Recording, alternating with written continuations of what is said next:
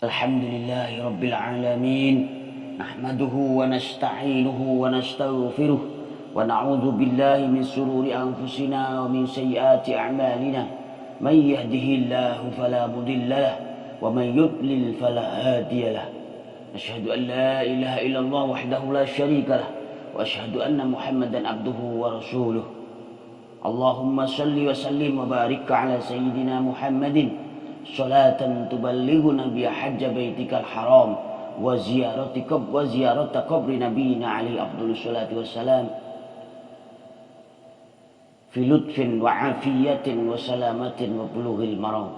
Amma ba'du, ayyuhal ikhwan, usikum wa iyaya bitaqwallahi wa ta'atihi bimtithali awamihi wa ijtinabi nawahihi.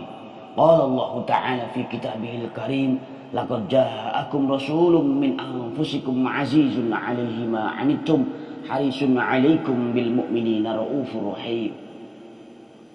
Kaum muslimin jamaah Jumat yang dirahmati Allah, marilah kita senantiasa meningkatkan ketakwaan kita kepada Allah Subhanahu wa ta'ala dengan sebenar-benarnya takwa, agar kita semua menjadi manusia yang beruntung di dunia dan beruntung di akhirat kelak. Amin, amin ya rabbal alamin.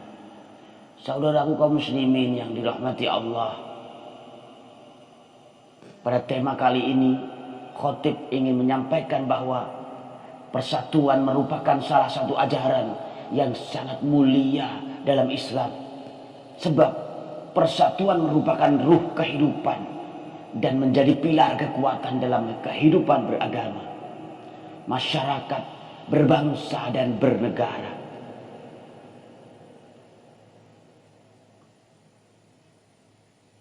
Dengan persatuan muncullah kebersamaan, kemudian lahirlah sikap saling mencintai terhadap sesama. Oleh karena itu Allah Subhanahu wa ta'ala berfirman dalam Al-Quran, wa'tasimu bihablillahi jami'a wa la tafarraqu wazkuru ni'matallahi 'alaikum iz kuntum a'da'an fa'alafa baina qulubikum fa asbahtum bi ni'matihi ikhwana. Yang artinya, dan berpegang teguhlah kamu semuanya pada tali Allah, dan janganlah kamu bercerai-berai, dan ingatlah nikmat Allah kepadamu ketika kamu dahulu bermusuhan, lalu Allah mempersatukan hatimu sehingga dengan karunia-Nya kamu menjadi bersaudara. Ali Imran 103. Saudaraku sekalian yang dirahmati Allah, Imam Fakhruddin Ar-Razi dalam kitab tafsir Mafatihul Ghaib juz 8 halaman 311 menjelaskan bahwa yang dimaksud dengan hablullah memiliki banyak arti. Di antaranya ada yang mengartikan dengan taat atas segala perintah dan menjauhi larangannya. Ada juga yang mengartikan dengan bertaubat kepada Allah. Hanya saja pendapat yang paling kuat dalam mengartikan ayat ini adalah dengan makna spirit persatuan antar sesama. Oleh karena itu, saudaraku sekalian, ayat di atas memiliki kandungan dan makna persatuan yang harus digenggam erat oleh semua manusia. Dengan persatuan segala rintangan akan mudah diselesaikan. Dengan persatuan segala yang rumit menjadi mudah. Dengan persatuan setiap sesuatu yang berat akan menjadi ringan. Kaum muslimin saudaraku sekalian yang dirahmati Allah, semangat persatuan pada hakikatnya sudah digaungkan oleh Rasulullah sejak masa kenabiannya. Beliau tidak henti-hentinya untuk berkhutbah di hadapan para sahabat untuk terus bersatu dan menghindari perpecahan. Dan salah satu buktinya adalah dengan bersatunya sahabat Ansor dan Al-Muhajir, sehingga menjadi sahabat yang sangat solid dan saling bahu-membahu antar keduanya. Kaum muslimin yang dirahmati Allah, tidak hanya Rasulullah, para sahabat juga demikian. Mereka selalu berupaya untuk terus mempertahankan persatuan antar sesama. Di antaranya adalah sahabat Abdullah bin Mas'ud yang diceritakan dalam kitab Al-Mu'jamul Kabir. Dalam suatu kesempatan beliau berkhutbah di hadapan para sahabat yang lainnya untuk terus bersatu. Beliau mengatakan, "Khatabana Abdullah yauman khutbatan lam yakhtubna mithlaha qablaha wala ba'daha. Qala ayyuhan nas ittaqullaha wa alaikum bitta'ati wal jamaah fa innaha hablullahi alladzi amara bihi wa innama takrahuna fit ta'ati wal jamaati khairum mimma tuhibbuna fil furqah. Yang artinya Abdullah bin Mas'ud telah berkhutbah kepada kami di suatu hari dengan khutbah yang tidak pernah disampaikan sebelumnya atau sesudahnya. Beliau berkata, wahai manusia, bertakwalah kalian semua kepada Allah dan berpegang teguhlah dengan ketaatan dan persatuan, karena persatuan itu adalah tali Allah yang telah Dia perintahkan. Sungguh apa yang dibenci dalam ketaatan dan persatuan lebih baik dari apa yang disenangi dalam perpecahan. Hadirin kaum muslimin jamaah Jumat yang dirahmati Allah. Allah Subhanahu wa taala tidak hanya memerintahkan persatuan, namun juga melarang, bahkan mengancam dengan sangat tegas orang-orang yang bercerai-berai. Dalam Al-Qur'an disebutkan, wala takunu kalladzina tafarraqu wakhtalafu min ba'di ma ja'ahumul bayyinat wa ulaika lahum 'adzabun 'azim. Dan janganlah kamu menjadi seperti orang-orang yang bercerai-berai dan berselisih setelah sampai kepada mereka keterangan yang jelas. Dan mereka itulah orang-orang yang mendapat azab yang kuat. Ali Imran 105. Demikianlah khutbah pada siang hari ini. Semoga bermanfaat dan membawa berkah bagi kita semua, serta bisa menjadi penyebab untuk meningkatkan ibadah, ketakwaan, keimanan, dan menjauhi segala larangannya. Dan mudah-mudahan kita semua dilindungi oleh Allah dari segala macam mara bahaya yang disebabkan perceraian atau perpecahan. Dan semoga keluarga kita, anak-anak kita selalu mendapatkan perlindungan dari Allah Subhanahu wa ta'ala. Barakallahu li wa lakum fil Qur'anil azim wa nafa'ani wa iyyakum bima fihi minal ayati wa dzikril hakim wa taqabbalallahu minna wa minkum tilawatahu innahu huwas samiul alim. Alhamdulillahi rabbil alamin.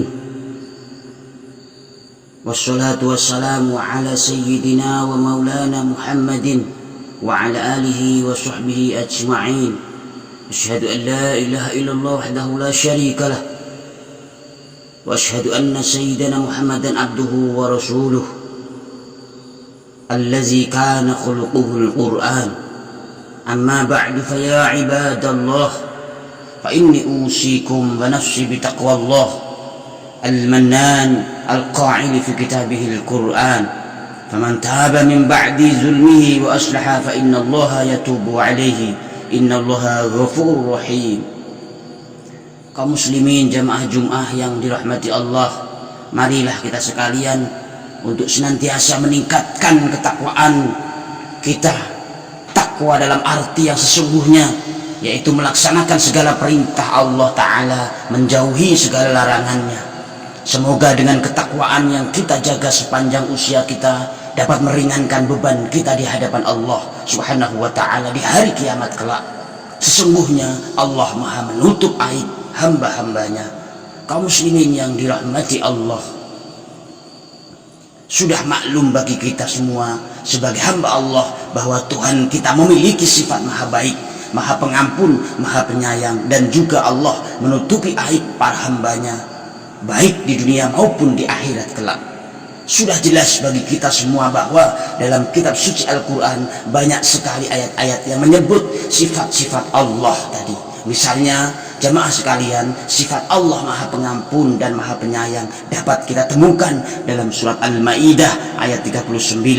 Faman taba min ba'di zulmihi wa aslaha fa innallaha yatubu alaihi innallaha ghafurur rahim. Maka siapapun yang bertaubat sesudah melakukan kejahatan dan memperbaiki diri, maka sesungguhnya Allah menerima taubatnya. Sesungguhnya Allah maha pengampun lagi maha penyayang. Saudaraku kaum muslimin yang dirahmati Allah, Dalam sebuah hadis Nabi Shallallahu Alaihi Wasallam pernah disebutkan mengenai ampunan Allah.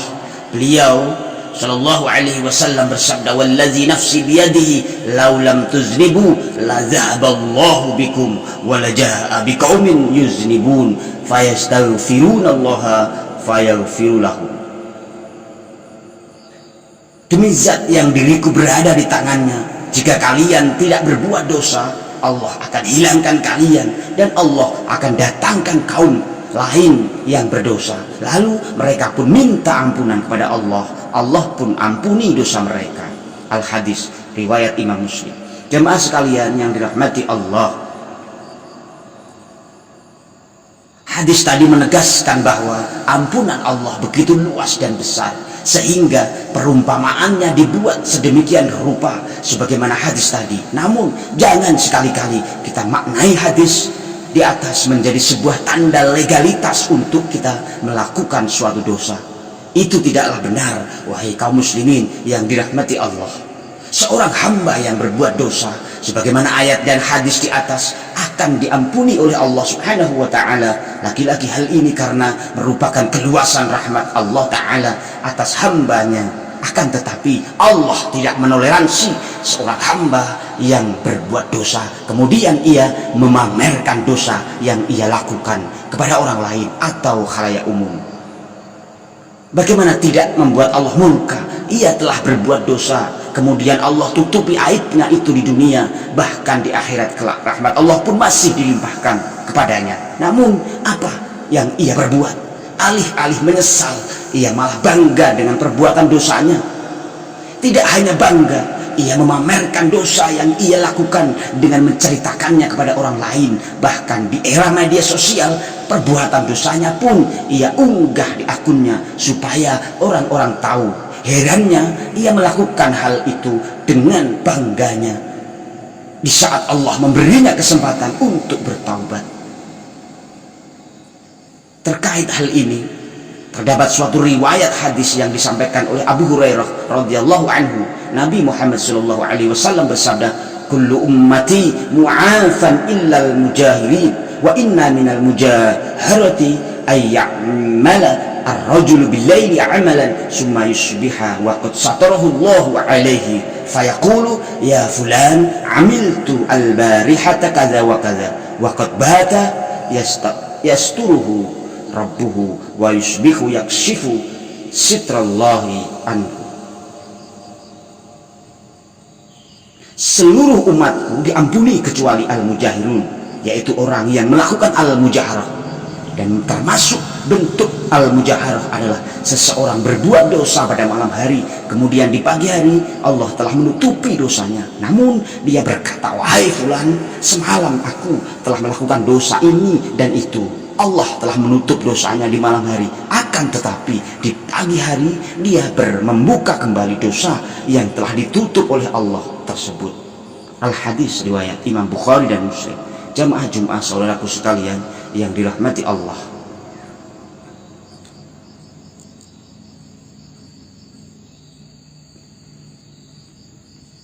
Syekh Al-Bantani dalam kitabnya Nasaihul Ibad pernah menyinggung terkait hal ini. Beliau menyebut dalam makalah yang ke-10, diambil dari sebagian ahli zuhud, yakni orang yang tidak begitu memperdulikan kehidupan dunia dan hanya mengambil cukup pada apa yang sangat mereka butuhkan.